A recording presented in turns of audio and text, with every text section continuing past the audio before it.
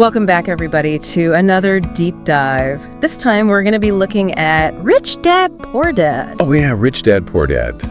It's quite a book. Yeah, it's been around for a while, Mm-hmm. but people are still talking about it, so we're going to crack it open and see what's inside. Yeah. See if there's anything we can learn from it applied to our own lives. See if it holds up decades later. Exactly. So, Rich Dad, Poor Dad. One of the key things, I think, is how it challenges the way we think about wealth. Yeah. It says it's not just about getting that big paycheck. Yeah. It's about how money works. Well, that's what I was going to say, is that he uses this, framework of the two dads, Right. the rich dad and the poor dad. Yeah, his real dad and his friend's dad. Exactly. So one is that kind of traditional path, like study hard, get a good job. Right, work for the government. Yeah, work for the man and you'll be set for life. Climb the ladder. And the other one's like, no, build assets. Yeah, be financially independent. Make your money work for you. And so I'm kind of curious, like, as we go through this, is like, which dad's advice, Yeah, which one's better? leads to lasting wealth? Yeah. That's what we're going to be talking about. Well, and one of the things he talks about early on is financial education.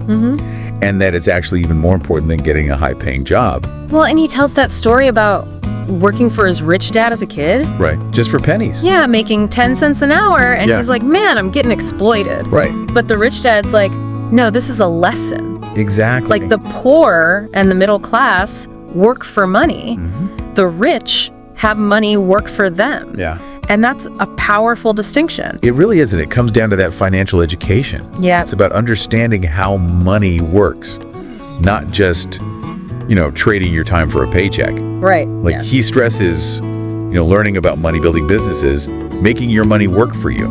And his real dad, the poor dad, I think was all about job security. Like, get that stable job, that pension, and that'll take care of you. Yeah. So one of the ways he talks about, like, actually putting this into practice is assets versus liabilities. Right. An asset puts money in your pocket.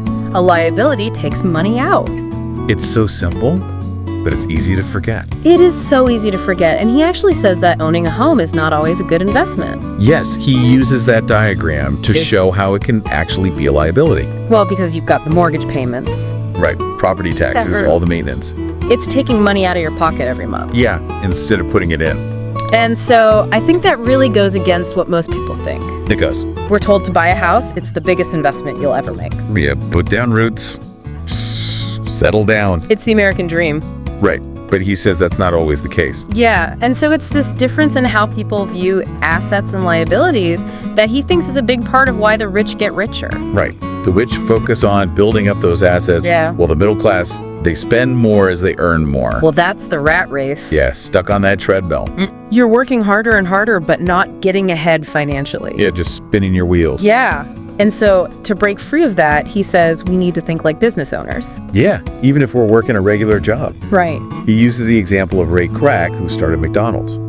Oh, yeah, so you'd think he was in the hamburger business? Right. Golden arches, burgers, and fries. What? He said himself that McDonald's is a real estate business. Wait, what? Yeah, he saw the value of the land Okay. every franchise was built on. I never thought of it that way. So he was building an asset, that real estate that supported his main business. Okay. It's thinking beyond that primary income source Yeah. and building wealth through assets. So even if you have a job, you got to start thinking about building that asset column. Exactly. Create those additional streams of income. So it's not just about getting a higher income. Right, because then you just end up spending more. Lifestyle inflation. Yeah, bigger house, fancier car. Yeah. You're no closer to escaping that rat race. Okay, so now things get a little controversial here. A little bit. He talks about the history of taxes. Yeah. And his rich dad saw corporations as a way to legally reduce your tax burden. Now, it's important to say here, he's not advocating for tax evasion at all. No. This is about understanding the tax laws Right. and how they can be used legally to your advantage, Right. especially when you're building wealth. Right. And he points out that interesting fact that the idea of taxing the rich actually ended up impacting the middle class more in the long run. Yeah, who really benefits from these different tax policies. Yeah. It's important to understand that. So it's not just about earning money, it's about protecting what you earn. Exactly. And this ties into another idea. He explores the idea that the rich invent money. Oh, yeah. He tells that story about Alexander Graham Bell offering his telephone patent to Western Union For like $100,000 or something. Yeah, and they turned him down. Can you imagine? What a missed opportunity. Missing out on that. Yeah. But it shows how financial intelligence is about seeing the potential. Yeah. Where others see only risk. Yeah. Recognizing those opportunities that most people overlook. So it's the bold who get ahead. Often. The ones willing to take risks and, constantly develop their financial intelligence. And he actually created that board game, Cash Flow. Oh, yeah, I've heard of that. Yeah, to help people learn about money. Okay. Practice making those financial decisions. That's cool. It is, yeah, it's a great way to kind of put these ideas into practice and see how different choices can impact your finances. Cool. So you can play that online at richdad.com. You can, yeah. Okay, so we've covered a lot of ground already. We have. But we haven't even talked about the obstacles. Yeah, the things that can hold people back. That can hold people back from achieving financial freedom. Right. All that's coming up next. Well, he talks about 5 main obstacles. Okay. Fear, cynicism, laziness, bad habits, and arrogance. Wow, that covers a lot. Yeah, it does. And he really dives deep into fear is the biggest one. Yeah, fear can be crippling. Oh, absolutely. That fear of losing money, fear of making the wrong move. Yeah, it can totally paralyze you.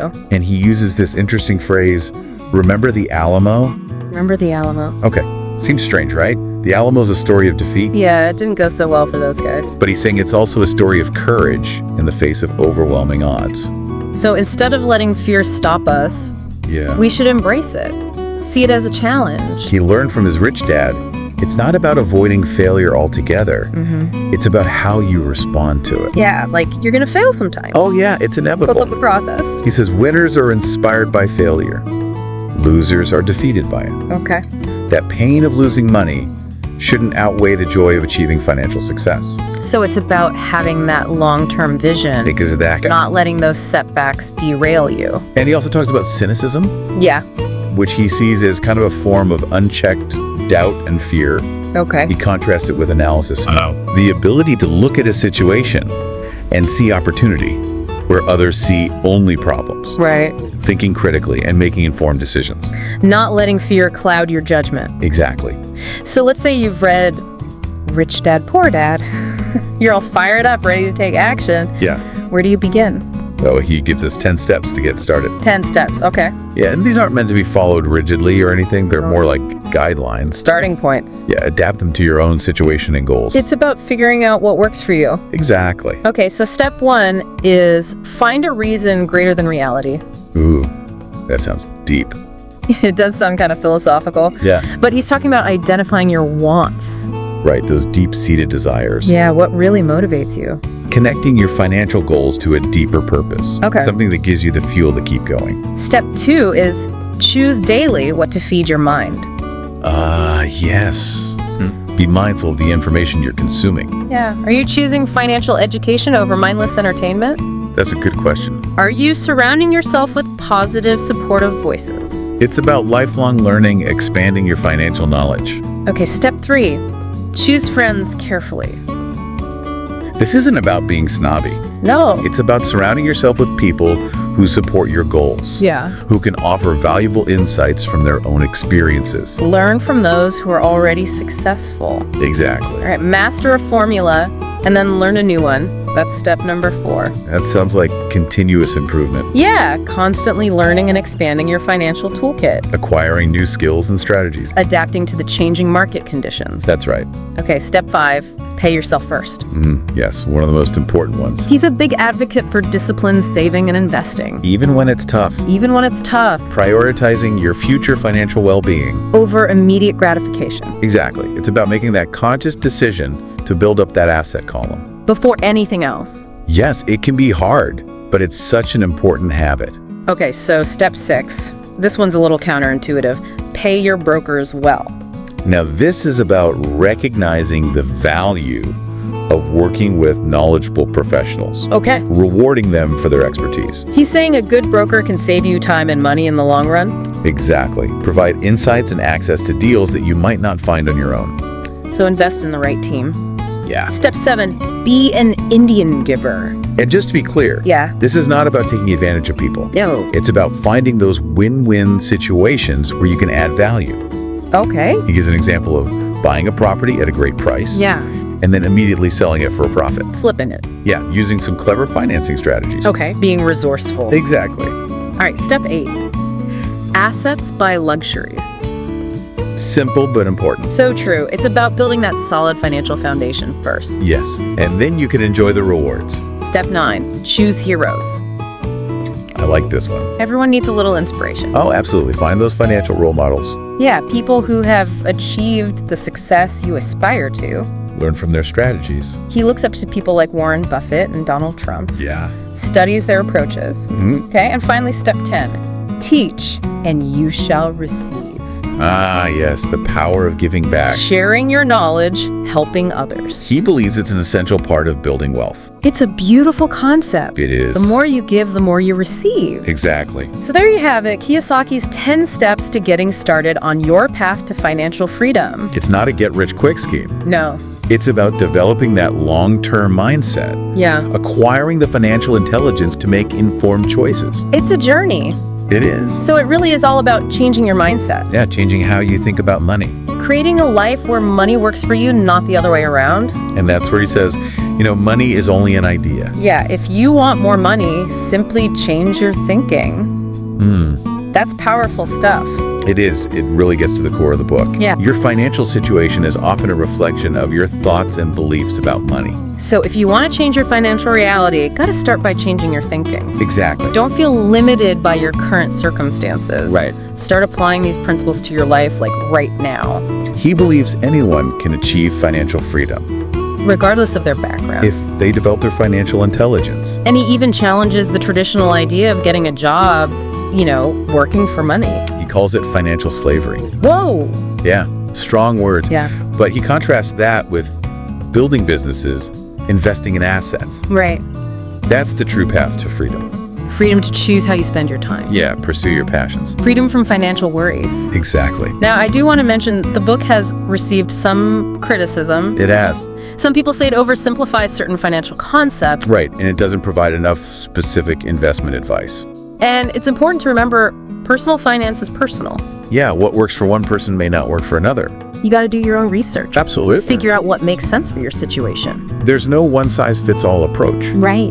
But what Kiyosaki does so well, I think, is he challenges conventional thinking about money, inspires people to take control of their financial future. Yeah, he gives you that framework for thinking about wealth. And that can be incredibly empowering, Yeah. no matter where you're starting from. He encourages readers to question the status quo, think outside the box. Find those alternative paths to success.